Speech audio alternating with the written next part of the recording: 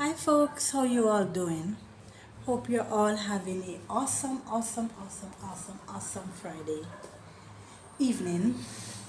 And as you folks can tell, I'm actually feeling much better than the last time I was on. Last time I was on, I was feeling so stuffy, my voice was all croaky. But there's such a word, croaky. But I'm feeling much better. So thank you to those who sent me their get well wishes, those who kept me in their prayers. I thank you so much. Really means a lot to me. So thank you. And I hope you're all doing okay. You're all healthy and doing good. Here we're having a lot of rain today. Well, it's been raining though. It's been raining for the past couple of weeks now. Nearly every other day we have rain, and we're thankful for it because the plants need it. So we're not gonna complain. So thank you, folks. So with that said, welcome back to Karen Vibes, reading for the mature audience. So we're actually on the veranda today, and I felt like standing.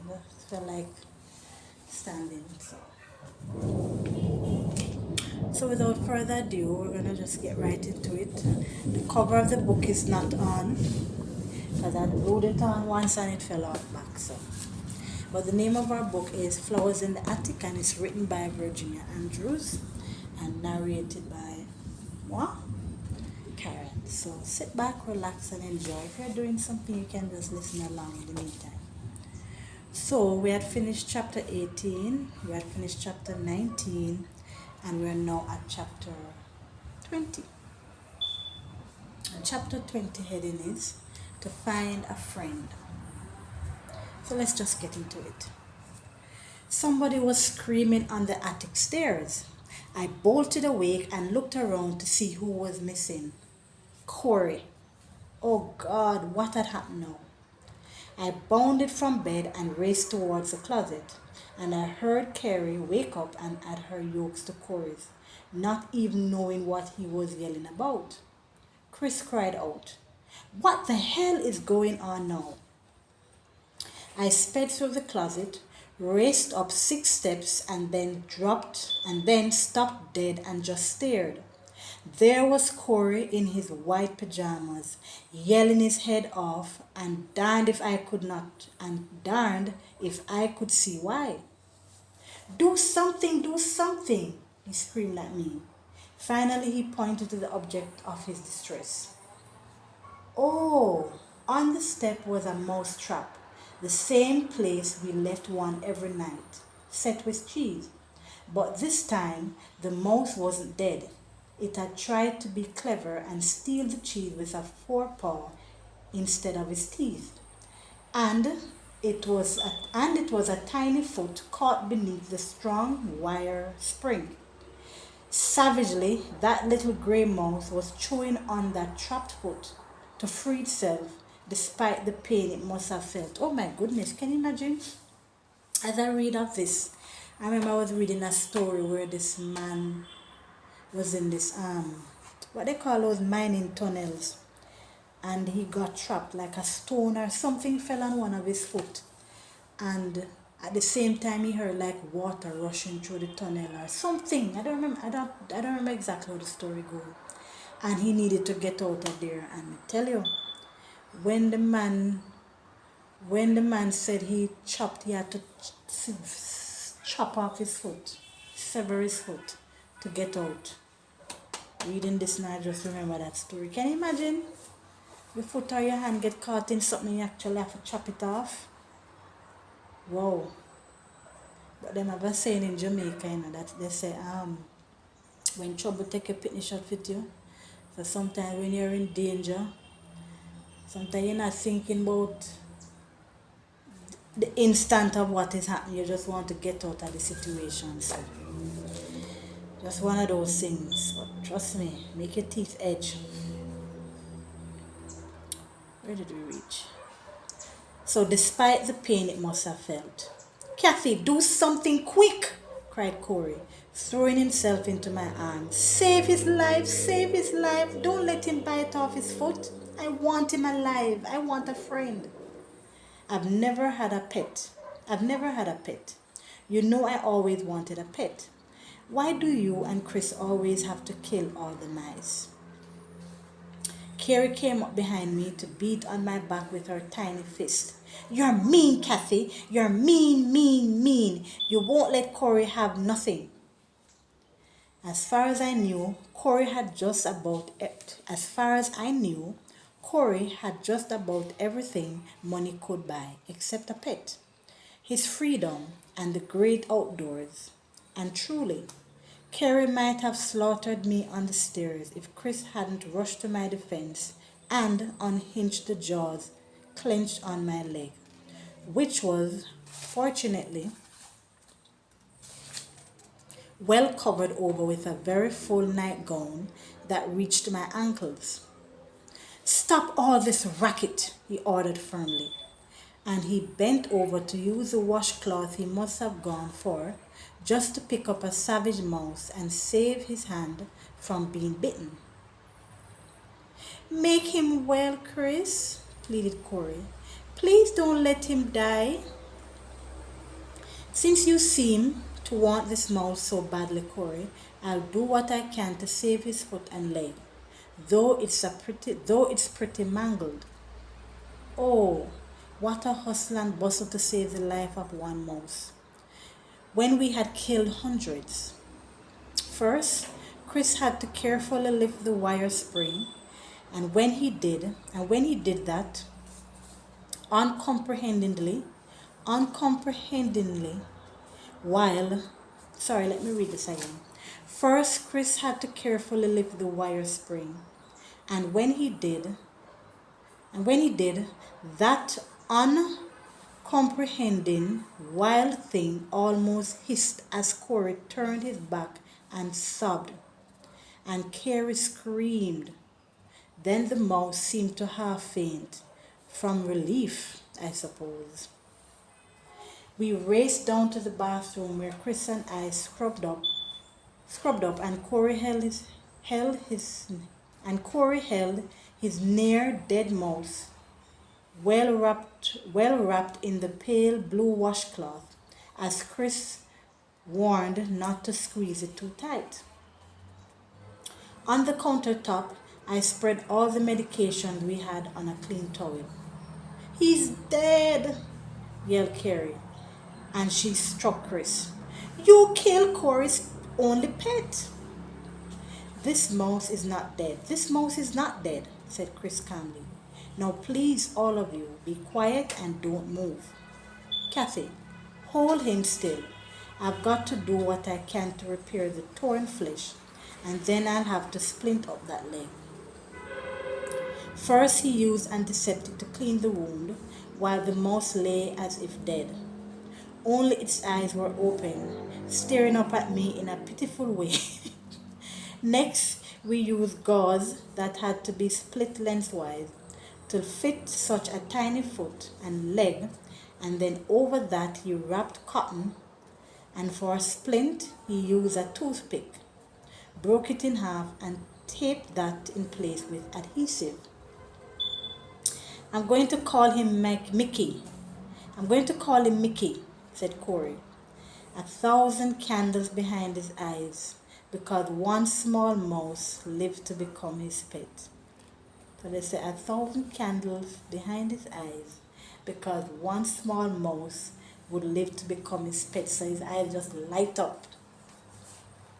I don't think I'd want a mouse as a pet though, guys. Folks, no. It may be a girl, said Chris, who flicked his eyes to check. No, don't want no girl mouse. Want a Mickey Mouse. It's a boy, all right, said Chris. Mickey will live and survive to eat all of our cheese, said the doctor, having completed his first surgery and made his first cast, and looking, I must admit, rather proud of himself. He washed the blood from his hands, and Corey and Carrie lit up like something marvelous had finally come into their lives. Let me hold Mickey now, cried Corey. No, Corey, let Kathy hold him for a while longer. You see, he's in shock, and her hands are larger and will give Mickey more warmth than yours. And you, might accidentally squeeze too much. I sat in the bedroom rocker and nursed a gray mouse that seemed on the verge of having a heart attack. Its heart beat so fiercely, it gasped and fluttered its eyelids. As I held it, I felt its small, warm body struggling to live on. I wanted it to live and be Corey's pet. The door opened and the grandmother came in. None of us was fully clothed. Oh my goodness. Lord, I hope nothing else is going to happen again. None of us was fully clothed. In fact, we still wore only our night clothes, without robes to conceal what might be revealed. Our feet were bare, our hair was tousled, and our faces weren't washed. One rule broken. Corey cringed close at my side as the grandmother swept her discerning gaze. Corey cringed close at my side as the grandmother swept her discerning gaze. Ever the disorganized. Well, truthfully, really messy. Really messy room. The beds weren't made. Our clothes were draped on chairs and socks were everywhere. 2 rules broken. And Chris was in the bathroom washing Carrie's face and helping her put on her clothes and fasten the buttons on her pink overalls. 3 rules broken. The 2 of them came out with Carrie's hair up in a neat ponytail tied with a pink ribbon. Immediately, when she saw the grandmother, Carrie froze. Her blue eyes went wild and scared. She turned and clung to Chris for protection. He picked her up and carried her over to me and put her down in my lap. Then he went on to where the picnic basket was on the table and began to take out what she had brought up. As Chris neared, the grandmother backed away. He ignored her. Oh my goodness, Chris is becoming a man. He ignored her as he swiftly emptied the basket. Corey, he said, heading towards the closet, I'll go up and find a suitable bird cage, and while I'm gone, see if you can't put all of your clothes. See if you can't put on all of your clothes without Kathy's help, and wash your face and hands. The grandmother remained silent. I sat in the rocker and nursed the ailing mouse as my little children crowded in the seat with me, and all 3 of us fixed our eyes on her, until Carrie could bear it no longer and turned to hide her face against my shoulder. Oh gosh, poor soul. Her small body quivered all over. Can you imagine being so afraid of this terrible woman? Gosh. It troubled me that she didn't reprimand us and speak of the unmade beds, the cluttered, messy room that I tried to keep neat and tidy. And why hadn't she scolded Chris for dressing Carrie? Why was she looking and seeing but saying nothing? She had something up her sleeve. Trust me, people, she had something up her sleeve. Chris came down from the attic with a bird cage and some wire screening. He said he would make the cage more secure. Those were words to snap the grandmother's head in his direction. Then her stone eyes fixed on me and the pale blue washcloth I held. What do you hold in your hands, girl? She fired in a glacial tone. An injured mouse, I answered, my voice as icy as hers. An injured mouse, I answered, my voice as icy as hers. Do you intend to keep that mouse as a pet and put it in the cage? Yes, we do. I stared at her defiantly and dared her to do something about it. Corey has never owned a pet, and it is time that he did. She pursed her thin lips, and her stone-cold eyes swept to Corey, who trembled on the verge of tears. Oh my goodness. Go on, she said. Keep the mouse. A pet like that suits you. With that, what a mean woman. Hear her. She said, keep the mouse. A pet like that suits you. With that, she slammed out the door. What a terrible woman. Mercy goodness. Chris began to fiddle with the bird cage and the screening and spoke as he worked. The wires are much too far apart to keep Mickey inside, Corey. So we'll have to wrap the cage with this screen, and then your little pet can't escape. Corey smiled. He peeked up to see if Mickey still lived. It's hungry, I can tell. Its nose is twitching. The winning over of Mickey, the attic mouse, was quite a fet. First of all, he didn't trust us, though we set his foot free from the trap. He hated the confinement of the cage. He wobbled about in circles on the awkward thing we'd put on his foot and leg. He wobbled about in circles on the awkward thing we'd put on his foot and leg, trying to seek a way out. Corey dropped cheese and breadcrumbs through the bars to entice him into eating and gaining strength. He ignored the cheese and the bread and in the end walked as far as he could get.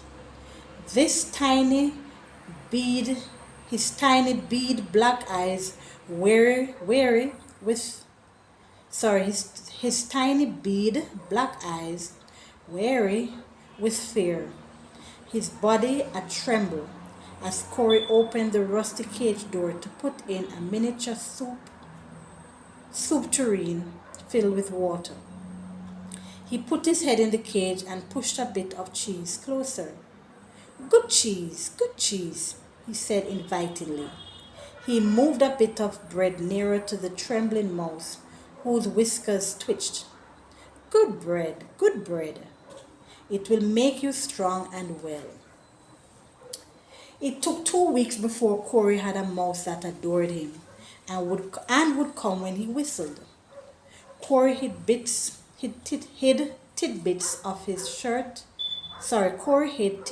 in his shirt pockets to tempt Mickey into them. When Corey wore a shirt with 2 breast pockets, and the right one held a bit of cheese, and the left a bit of peanut butter and grape jelly sandwich, Mickey would hesitate indecisively on Corey's shoulders, his nose twitching, his whiskers jerking, and only too plainly could you see we had not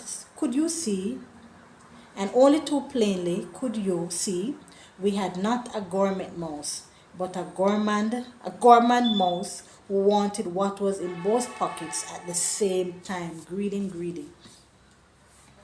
Then, when finally he could make up his mind as to which he would go for first, down he'd scamper into the peanut butter pocket and eat upside down, and in a squiggle he'd race up to Corey's shoulder, around his neck, and down into the pocket with the cheese. It was laughable, and the way he never went directly over Corey's chest to the other pocket, but always up and around his neck, and then down, tickling every funny bone Corey had. The little leg and foot healed, but the mouse never walked perfectly, nor could he run very fast. I think the mouse was clever enough to save the cheese for last, for that he could pick up and hold as he daintily nibbled, whereas the bit of sandwich was a messy meal.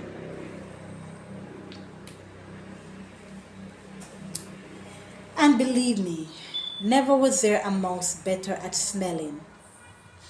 Out food, no matter where it was hidden. Willingly, Mickey abandoned his nice friends to take up with humans who fed him so well and petted him and rocked him to sleep. Though, oddly enough, Carrie had no patience with Mickey at all. It could be just because that mouse was as charmed by was has sorry. Let me just read back from here. Though oddly enough, Carrie had no patience with Mickey at all. It could be just because that mouse was as charmed by her doll house as she was. The little staircase and halls fitted his size perfectly, and once on the loose he headed directly for the dollhouse. Through a window he clambered, and tumbled down on the floor and porcelain people, so delicately balanced. He fell right and left, and the dining table turned over when he wanted a taste.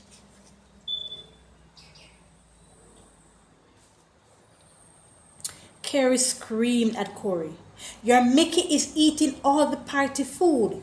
Take it away. Take him out of my living room now." Corey captured his lame mouse, which couldn't move too quickly, and he cuddled Mickey against his chest. "You must learn to behave, Mickey. Bad things happen in big houses. The lady who owns that house over there, she hits you for anything." Oh Lord, he's talking to the mouse. He made me giggle, for it was the first time I'd ever heard him make even the slightest disparaging remark about his twin sister. This part kind of made me sad. I'm not going to give away the story, but at the end of this book, because there's 3 more books to this book, a follow-up. But at the end of the book, I'm going to say that when they finally leave the attic, it will just be 3 of them. I'm not going to tell you which 3. One of them is going to... But keep you in suspense. It was a good thing Corey had a little sweet gray mouse to delve deep into his pockets for the goodies his master hid there. It was a good thing all of us had something to... Let me read this back again.